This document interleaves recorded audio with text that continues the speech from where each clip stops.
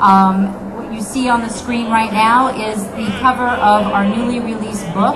It's a lovely coffee table book called Sapori di Italia, which is the flavors of Italy, the decor of Toscana and Campania. So today what we're going to talk about is your home a home of inspiration, or is it a home of frustration? It's got to be a place that has some wonderful classic historical design, right? Because that's what we're into. And what we're familiar with. It's got to have a place that has good food. Really would like that. Maybe serves good wine. So I think it was sort of obvious we went to Italy. Oh, we had met some amazing people along the way.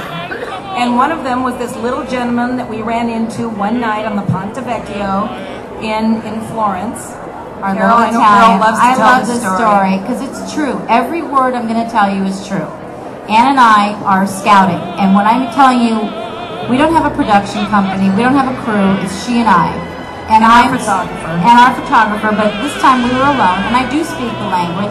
So, but we were out to dinner, and it's 1 o'clock in the morning. It's September of '09. And we're walking back over the Ponte Vecchio in Florence, and it's just teeming with people, street musicians and artists and families. It could have been 6 in the evening. You would not have known the difference. Long story short, we sat down, and a little gentleman walked up to us and started talking and speaking in Italian. He realized that Ann doesn't speak Italian, speaks English. And he says, "Oh, well, I have a beautiful apartamento right over here over the Arno. Really, show us." Ann says, "Carol, he's a stranger." I'm like, "Ann, he's 81. We can take him. It's not going to be a problem, really. Trust me." So he put out his little arms, and we each hooked onto him, and we walked down the street.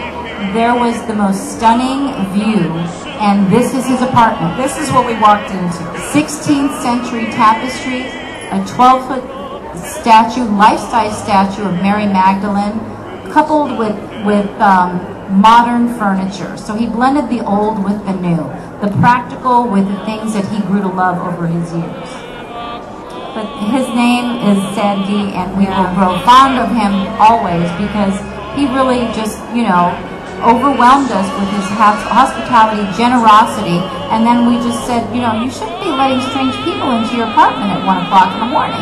And he says, "Oh, but you're nice girls." And we were, but other people may not be. Americans, we really think more in that term.